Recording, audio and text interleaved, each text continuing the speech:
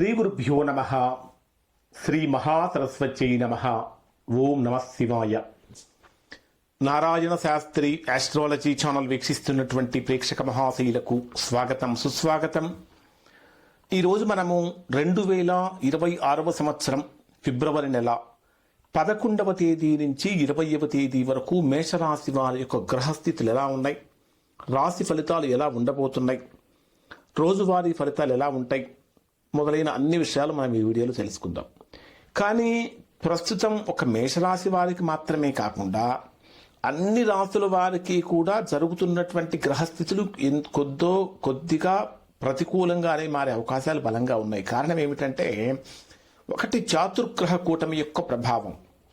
ప్రస్తుతం ఈ ఫిబ్రవరి 11 నుంచి 20 వరకు కనుక తీసుకుంటే మనకు చాతుర్గ్రహ కూటమి, అలానే 17వ తేదీ నుంచి 20వ తేదీ వరకు పంచగ్రహ కూటమి కూడా ఏర్పడుతున్నది. ఈ గ్రహాల యొక్క కూటమి అనేటటువంటిది ఏ విధంగా ఉంటుంది? ప్రధానంగా తీసుకుంటే రాస్యాధిపతి అయినటువంటి కుజుడు మీ రాశికి 10వ స్థానం అయినటువంటి ఉచ్చ స్థానంలో సంచరిస్తున్నాడు. రాస్యాధిపతి అయినటువంటి కుజుడు రాశికి 10వ స్థానంలో ఉచ్చ స్థానంలో కర్మస్థానంలో సంచారం చేయటం అనేటటువంటిది ఒక రకంగా చెప్పాలంటే మేషరాశి వారికి యోగకారకమే. అంటే చేసేటటువంటి పనులలో, అంటే అవి ఎంత కఠినంగా ఉన్నప్పటికీ కూడా ఆ పనులు చేసేటటువంటి శక్తి సహజంగానే పెరుగుతుంది. అంటే పోరాట పటిమ పెరుగుతుంది మేషరాశి వారికి. అలానే ఉద్యోగాల్లో ఉన్నటువంటి వారికి ప్రమోషన్స్ వస్తూ ఉంటాయి. కష్టపడి పనిచేసేటటువంటి వారికి కుజుడు యొక్క కారణం చేత గుర్తింపు లభిస్తూ ఉంటుంది. అయితే కోపం కానీ తొందరపాటు నిర్ణయాలు కానీ అనేక రకాలైనటువంటి సమస్యలకు మేషరాశి వారికి దారితీస్తాయి అని చెప్పాలి. ఇక మీ రాశికి 11వ స్థానంలో అంటే లాభస్థానంలో ఆల్రెడీ రాహువు, బుధుడు, శుక్రుడు అక్కడ సంచరిస్తున్నాడు. 13వ తేదీ నుంచి రవి కూడా అక్కడే ఉంటాడు. అంటే 13వ తేదీ నుంచి రవి కూడా అక్కడ లాభస్థానంలో సంచరించేటప్పుడు 13వ తేదీ నుంచి రవి రాహుగ్రహాల యొక్క కలయిక పితృదోషాన్ని కలిగిస్తుంది. బుధ రాహుగ్రహాల యొక్క కలయిక కొన్ని రకాలైనటువంటి మోసపు మాటలను ఆకర్షించేటటువంటి విధంగా చేస్తుంది.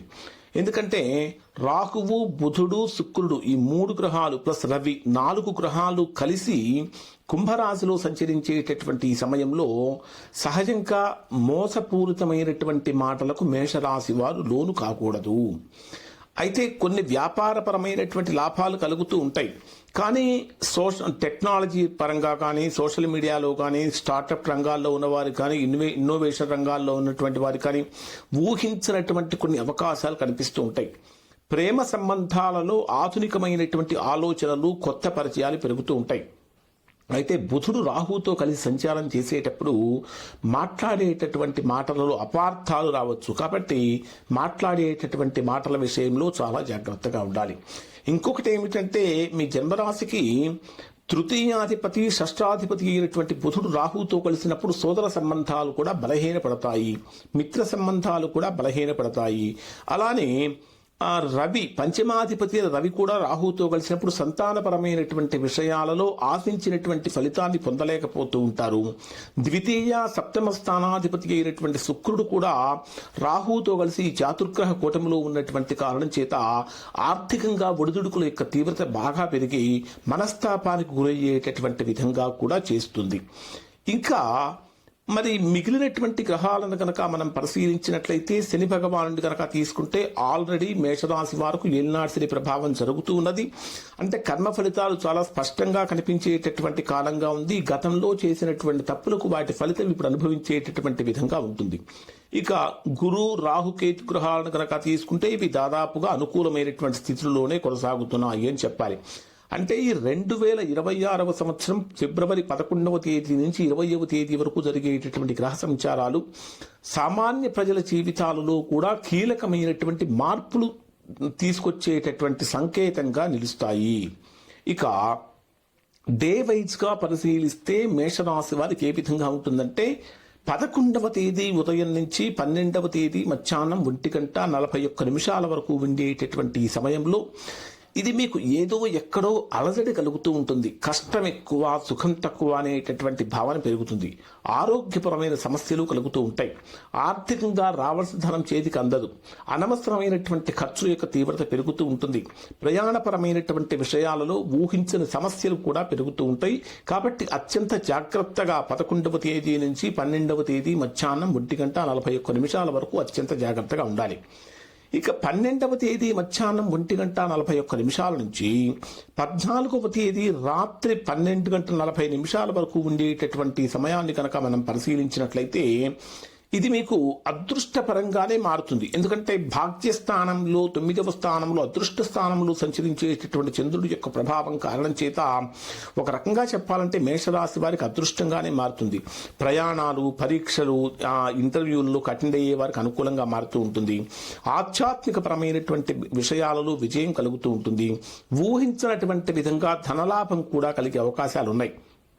ఇక 14వ తేదీ రాత్రి 12:40 నుంచి 17వ తేదీ ఉదయం 9:04 వరకు ఉండేటటువంటి సమయాన్ని పరిశీలిస్తే ఇది మీకు ఏ విధంగా ఉంటుందంటే కెరీర్లో కీలకమైనటువంటి మార్పులు కలిగే అవకాశాలు ఉన్నాయి.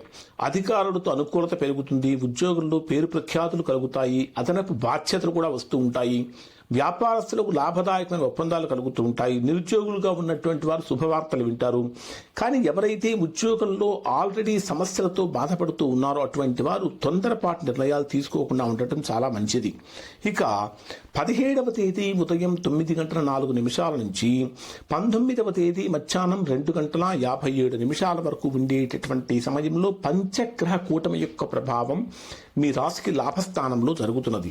అంటే 17వ తేదీ నుంచి 19వ తేదీ వరకు ఉండేటటువంటి రోజులను కనుక మనం పరిశీలించినట్లయితే లాభస్థానంలో సంచరించేటటువంటి 5 గ్రహాల యొక్క ప్రభావం కొంతవరకు అనుకూలమైనటువంటి ఫలితాన్ని ఇస్తుంది.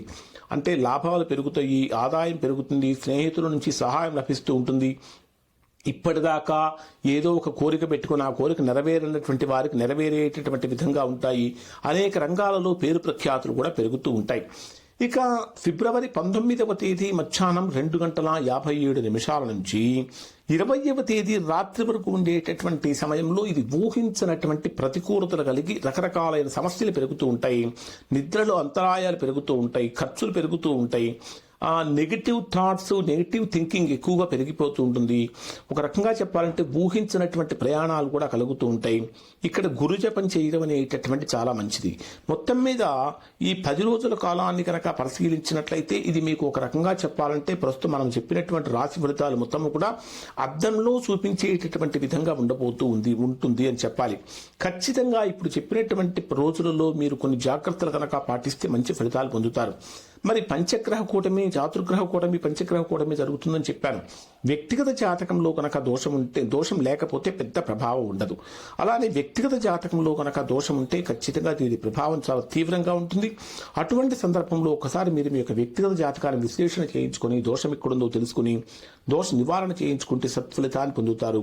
ఇవి మేషరాశికి సంబంధించిన ఫలితాలు. శుభం.